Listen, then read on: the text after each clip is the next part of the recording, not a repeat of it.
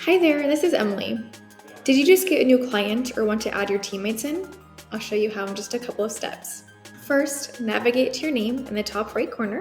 Click into Account Settings. From here, click into Users. Now click Add User.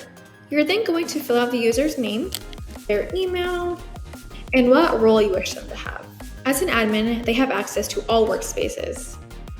As a brand manager, you're going to assign them to a workspace they can see. As a brand manager, they will only have access to the brands that you select. And then we have a client. Our client level user is going to have access to the workspace you assign them to, as well as limitations within that.